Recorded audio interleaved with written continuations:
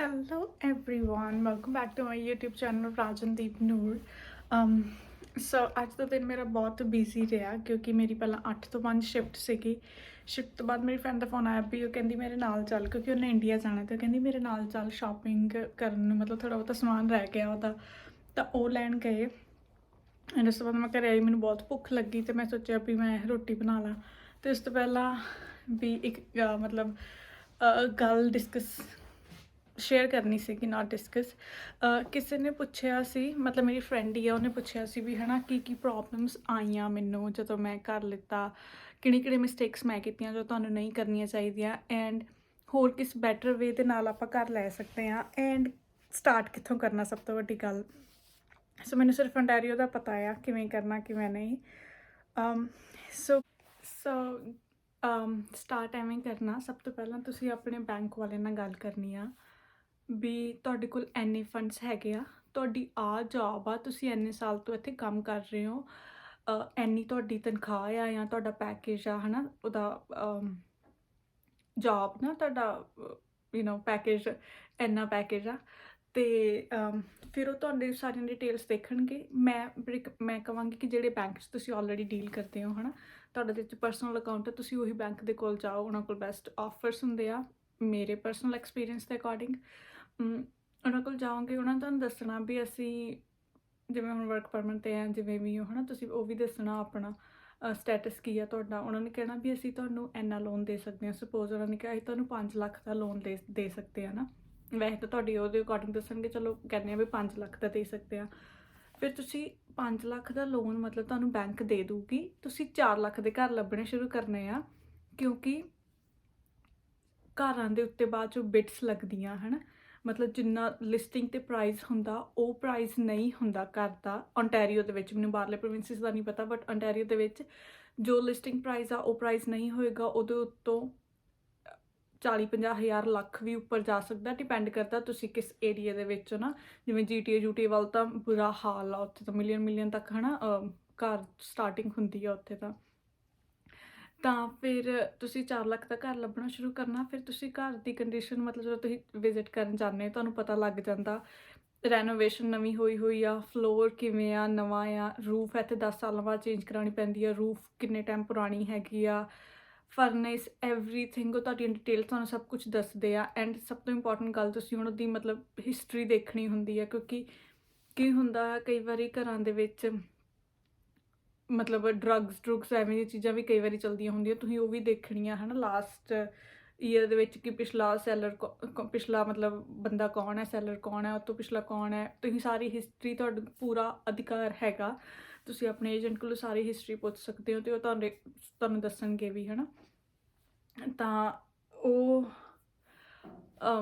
ਹੈ ਨਾ, ਤੁਸੀਂ ਚਲੋ ਘਰ ਦੇਖ ਲਿਆ, ਸਾਰਾ ਕੁਛ ਨਵਾਂ, ਐਵਰੀਥਿੰਗ ਨਵਾਂ, ਤਾਂ ਤੁਸੀਂ ਲਾ ਲਓ ਵੀ ਉਹ ਘਰ ਘੱਟੋ ਘੱਟ ਵੀ, ਜੇ ਤੁਸੀਂ 3 ਮਹੀਨੇ ਪਹਿਲਾਂ ਦੀ ਗੱਲ ਕਰਦੇ, 2 ਤੋਂ 3 ਮਹੀਨੇ ਪਹਿਲਾਂ, ਤਾਂ ਉਹ ਵਾਲਾ ਘਰ ਦੇ ਐਵਰੀਥਿੰਗ ਨਿਊ ਪਾਇਆ, ਉਹਨਾਂ ਨੇ ਨਵੀਂ ਰੈਨੋਵੇਸ਼ਨ ਕੀਤੀ ਆ, ਉਹ ਘਰ 40 ਤੋਂ 50 ਹਜ਼ਾਰ ਉੱਪਰ ਜਾਂਦਾ।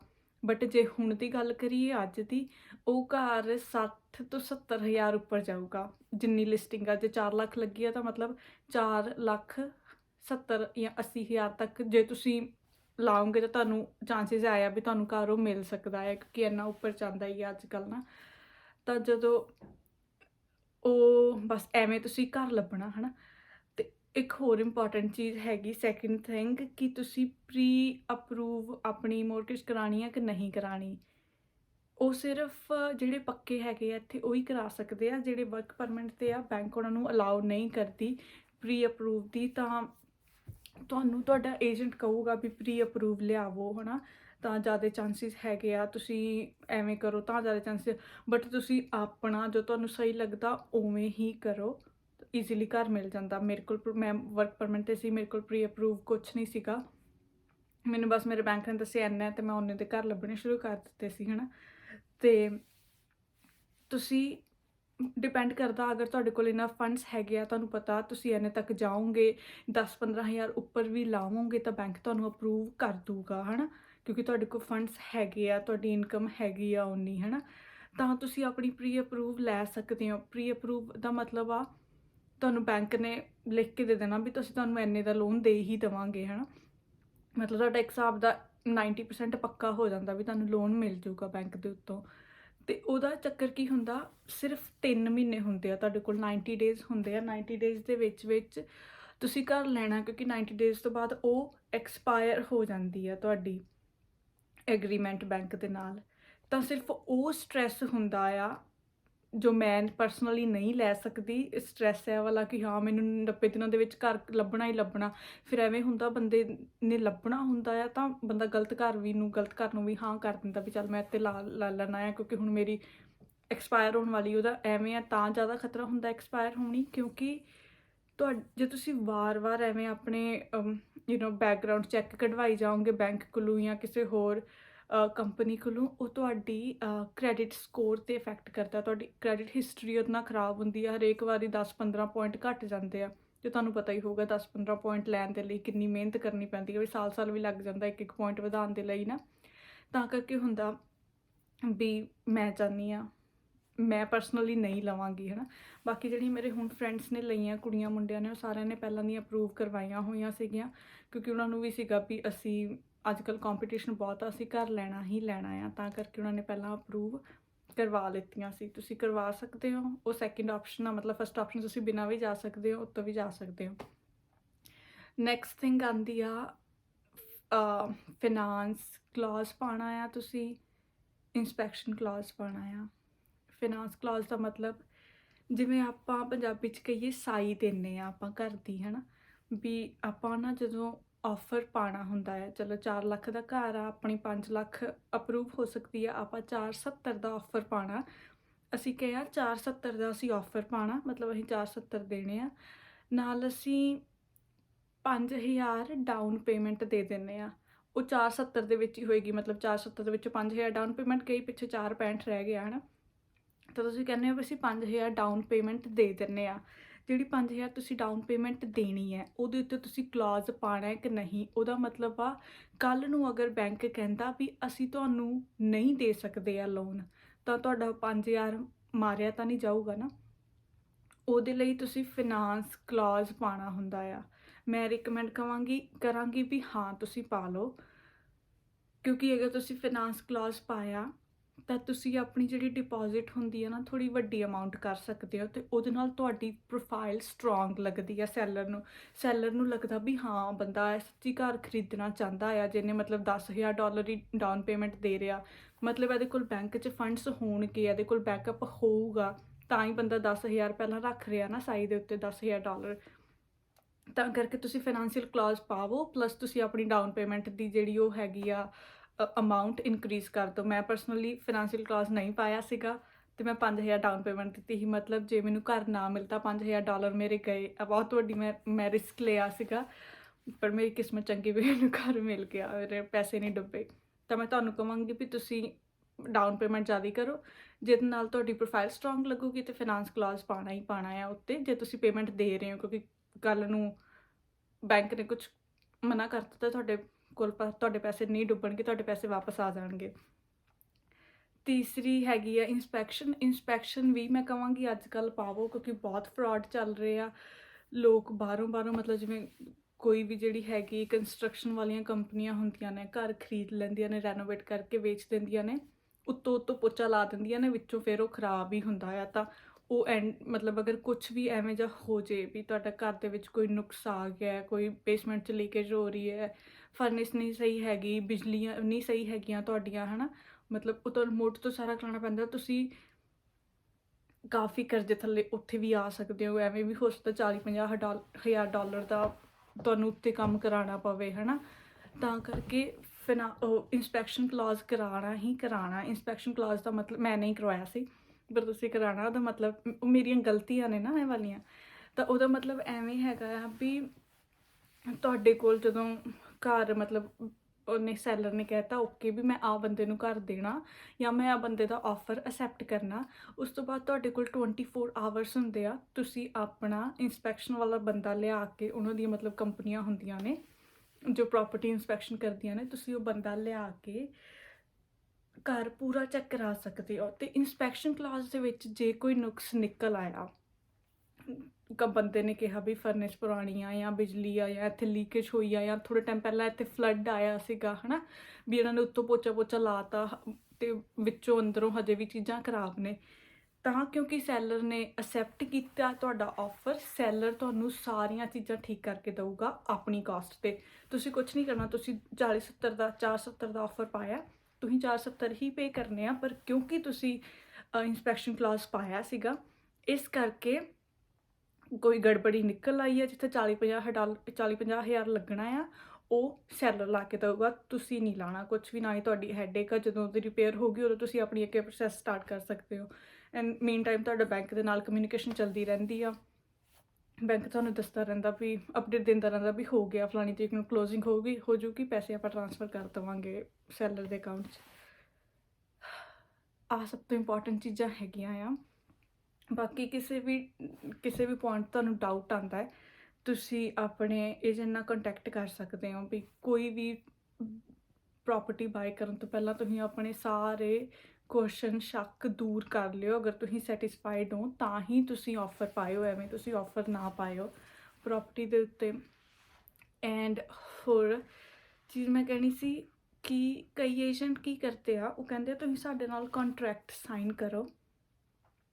ਜਿਹੜੇ ਮਤਲਬ ਪ੍ਰੋਪਰਟੀ ਡੀਲਰ ਹੁੰਦੇ ਆ, ਉਹ ਕਹਿੰਦੇ ਤੁਸੀਂ ਸਾਡੇ ਨਾਲ ਕੰਟਰੈਕਟ ਸਾਈਨ ਕਰੋ, ਫਿਰ ਅਸੀਂ ਤੁਹਾਨੂੰ ਪ੍ਰੋਪਰਟੀਜ਼ ਦਿਖਾਵਾਂਗੇ। ਕੰਟਰੈਕਟ ਸਾਈਨ ਕਰਨ ਦਾ ਮਤਲਬ ਐਵੇਂ ਹੁੰਦਾ ਆ, ਤੁਸੀਂ ਉਹ ਬੰਦੇ ਦੇ ਨਾਲ ਕੰਟਰੈਕਟ ਕਰ ਲਿਆ ਵੀ ਆਉਣ ਵਾਲੇ 6 ਮਹੀਨਿਆਂ 'ਚ, 3 ਮਹੀਨਿਆਂ 'ਚ, ਸਾਲ ਦੇ ਵਿੱਚ ਜੇ ਮੈਂ ਕੋਈ ਵੀ ਪ੍ਰੋਪਰਟੀ ਖਰੀਦਾਂਗਾ ਤਾਂ ਮੈਂ ਤੇਰੇ ਥਰੂ ਖਰੀਦਾਂਗਾ। ਮਤਲਬ ਆਪਾਂ ਕਿਸੇ ਨੂੰ ਕਹਿ ਰਹੇ ਹਾਂ ਵੀ ਠੀਕ ਹੈ ਮੈਂ ਤੇਰੇ ਥਰੂ ਖਰੀਦਾਂਗਾ, ਤੁਸੀਂ ਉਸ ਤੋਂ ਬਿਨਾਂ ਪ੍ਰੋਪਰਟੀ ਨਹੀਂ ਖਰੀਦ ਸਕਦੇ। ਉਹ ਬੰਦਾ ਤੁਹਾਨੂੰ ਸੂ ਕਰ ਸਕਦਾ ਵੀ ਤੁਸੀਂ ਤਾਂ ਮੇਰੇ ਨਾਲ ਕੰਟਰੈਕਟ ਕੀਤਾ ਸੀ ਅਤੇ ਹੁਣ ਤੁਸੀਂ ਤੀਜੇ ਬੰਦੇ ਕੋਲ ਜਾ ਕੇ ਘਰ ਖਰੀਦ ਰਹੇ ਹੋ ਨਾ। ਤਾਂ ਉਵੇਂ ਨਹੀਂ, ਮਤਲਬ ਡਿਪੈਂਡ ਕਰਦਾ ਜੇ ਤੁਹਾਡਾ ਬੰਦਾ ਤੁਹਾਨੂੰ ਮਤਲਬ ਕੀ ਕਹਿੰਦੇ ਆ ਸਹੀ ਲੱਗਦਾ ਹੈ ਨਾ, ਟਰਸਟਵਰਦੀ ਹੈਗਾ, ਤੁਸੀਂ ਕੰਟਰੈਕਟ ਕਰ ਵੀ ਲਵੋ ਹੈ ਨਾ। ਕਿਉਂਕਿ ਮੈਂ ਕੀ ਕੀਤਾ ਸੀ, ਮੈਂ ਇੱਕ ਬੰਦੇ ਨਾਲ ਕੰਟਰੈਕਟ ਕਰ ਲਿਆ ਸੀ, ਮੈਂ ਕਿਹਾ ਸੀ ਚੱਲ ਠੀਕ ਹੈ ਮੈਂ ਤੇਰੇ ਥਰੂ ਪ੍ਰੋਪਰਟੀ ਖਰੀਦੂੰਗੀ, ਬਟ ਬਾਅਦ 'ਚੋਂ ਮੈਨੂੰ ਕੋਈ ਹੋਰ ਪ੍ਰੋਪਰਟੀ ਚੰਗੀ ਲੱਗ ਗਈ। ਮੈਂ ਮੈਨੂੰ ਨਹੀਂ ਸੀ ਪਤਾ ਵੀ ਮੇਰੇ ਨਾਲ ਉਹਦੇ ਨਾਲ ਮੇਰਾ ਕੰਟਰੈਕਟ ਹੈ, ਕਿਉਂਕਿ ਮੈਨੂੰ ਉਸ ਟਾਈਮ ਇਹ ਚੀਜ਼ਾਂ ਦਾ ਨਹੀਂ ਪਤਾ ਸੀਗਾ। ਮੈਂ ਕਿਸੇ ਹੋਰ ਦੇ ਥਰੂ ਪ੍ਰੋਪਰਟੀ ਖਰੀਦ ਲਈ, ਜਦੋਂ ਮੈਨੂੰ ਪ੍ਰੋਪਰਟੀ ਮਿਲ ਹੀ ਨਹੀਂ, ਆਈ ਕਨਫਰਮ ਹੋ ਗਿਆ, ਸੈਲਰ ਨੇ ਕਿਹਾ ਵੀ ਉਹ ਮੇਰੀ ਡੀਲ ਦੇ ਨਾਲ ਜਾਊਗਾ, ਮੇਰੇ ਆਫਰ ਨਾਲ ਜਾਊਗਾ। ਤਾਂ ਬਾਅਦ 'ਚ ਮੈਂ ਪਿਛਲੇ ਜਦੋਂ ਆਪਣੇ ਕੱਢ ਕੇ ਦੇਖੇ ਨਾ ਆਫਰਸ ਜਾਂ ਪਿਛਲੇ ਡਾਕੂਮੈਂਟਸ ਦੇਖੇ, ਤਾਂ ਮੈਨੂੰ ਪਤਾ ਲੱਗਿਆ ਵੀ ਫਲਾਣੇ ਬੰਦੇ ਦੇ ਮੈਂ ਇੱਥੇ ਸਾਈਨ ਕੀਤੇ ਸੀਗੇ ਵੀ ਮੈਂ ਕੰਟਰੈਕਟ 'ਚ ਹਾਂ ਉਹਦੇ ਨਾਲ। ਤਾਂ ਮਤਲਬ ਮੈਂ ਬਹੁਤ ਟੈਨਸ਼ਨ 'ਚ ਆ ਗਈ। ਫਿਰ ਮੈਂ ਉਹ ਬੰਦੇ ਨੂੰ ਫ਼ੋਨ ਕੀਤਾ, ਮੈਂ ਕਿਹਾ ਵੀ ਐਵੇਂ ਗੱਲ ਹੋਈ ਆ ਵੀ ਘਰ ਲੱਗਿਆ ਸੀ, ਮੈਂ ਆਫਰ ਪਾਤਾ, ਮੇਰਾ ਆਫਰ ਅਸੈਪਟ ਹੋ ਗਿਆ, ਬਟ ਤੇਰੇ ਨਾਲ ਮੇਰਾ ਕੰਟਰੈਕਟ ਆ ਹੈ ਨਾ। ਅਤੇ ਫਿਰ ਉਹ ਬੰਦਾ ਬਹੁਤ ਨਾਈਸ ਸੀਗਾ, ਉਹਨੇ ਕਿਹਾ ਸੀ ਕਿ ਤੁਸੀਂ ਸਮਝੋ ਵੀ ਨਲ ਸਮਝੋ, ਦੈਟਸ ਫਾਈਨ ਨਾ, ਕਿ ਮੈਂ ਕੁਛ ਨਹੀਂ ਐਕਸ਼ਨ ਲੈਂਦਾ, ਕੁਛ ਨਹੀਂ ਕਰਦਾ, ਵੀ ਤੁਸੀਂ ਐਵੇਂ ਸਮਝੋ ਵੀ ਆਪਣੇ ਵਿੱਚ ਕੋਈ ਕੰਟਰੈਕਟ ਹੋਇਆ ਹੀ ਨਹੀਂ ਸੀਗਾ। ਅਤੇ ਮੈਂ ਕਿਹਾ ਫਿਰ ਮੈਂ ਬੜੀ ਮਤਲਬ ਸ਼ਾਂਤ ਜਿਹੀ ਹੋਈ, ਸਾਹ ਆਇਆ ਵੀ ਚੱਲ ਠੀਕ ਆ, ਕੋਈ ਗੜਬੜੀ ਨਹੀਂ ਹੋਊਗੀ ਹੈ ਨਾ। ਮਤਲਬ ਆਹ ਚੀਜ਼ਾਂ ਦਾ ਜਦੋਂ ਵੀ ਪੇਪਰ 'ਤੇ ਸਾਈਨ ਕਰਨਾ, ਆਈ ਨੋ ਆਪਾਂ ਨਵੇਂ ਹੁੰਦੇ ਹਾਂ, ਪਹਿਲੀ ਵਾਰੀ ਘਰ ਲੈਣਾ ਹੁੰਦਾ, ਬੌਂਤਲੇ ਹੁੰਦੇ ਆ, ਅਤੇ ਸਟਰੈਸ ਵੀ ਹੁੰਦਾ ਵੀ ਘਰ ਲੈਣਾ ਹੈ ਨਾ, ਵੀ ਘਰ ਮਿਲ ਜੇ, ਪੂਰੀ ਤਿਆਰੀ ਨਾਲ ਜਿਵੇਂ ਨਿਕਲੇ ਹੁੰਦੇ ਆ। ਤਾਂ ਆਹ ਵਾਲੀਆਂ ਚੀਜ਼ਾਂ ਦਾ ਬਹੁਤ ਧਿਆਨ ਰੱਖਣਾ ਹੁੰਦਾ। ਮਤਲਬ ਆਹ ਬਹੁਤ ਬੇਸਿਕ ਚੀਜ਼ਾਂ ਨੇ, ਇਹਦੇ ਵਿੱਚ ਤੁਸੀਂ ਅੱਗੇ ਜਾਓਗੇ ਬਹੁਤ ਡੀਪ ਗੱਲਾਂ ਆਪਾਂ ਨੂੰ ਧਿਆਨ ਰੱਖਣਾ ਪੈਂਦਾ। ਤੁਹਾਡੇ ਤੋਂ ਜ਼ਿਆਦਾ ਤੁਹਾਡੇ ਏਜੰਟ ਨੂੰ ਤੁਹਾਡੀ ਫਿਕਰ ਹੁੰਦੀ ਆ, ਕਿਉਂਕਿ ਉਹ ਪੂਰਾ ਟਰਾਂਸਪੇਰੈਂਟ ਕੰਮ ਕਰਦੇ ਆ, ਕੋਈ ਐਵੇਂ 2 ਨੰਬਰ ਦਾ ਕੋਈ ਉਵੇਂ ਕੰਮ ਨਹੀਂ ਚੱਲਦਾ, ਪੂਰਾ ਟਰਾਂਸਪੇਰੈਂਟ ਹੁੰਦਾ ਆ। ਪਹਿਲੀ ਗੱਲ ਤਾਂ ਜਿਵੇਂ ਤੁਹਾਨੂੰ ਮੈਂ ਦੱਸਿਆ ਸੀ ਵੀ ਤੁਸੀਂ ਪ੍ਰੋਪਰਟੀ ਦੀ ਹਿਸਟਰੀ ਦੇਖਣੀ ਆ, ਤੁਹਾਨੂੰ ਪੁੱਛਣ ਦੀ ਲੋੜ ਹੀ ਨਹੀਂ ਪੈਂਦੀ, ਏਜੰਟ ਖੁਦ ਹੀ ਤੁਹਾਨੂੰ ਦੱਸਦਾ।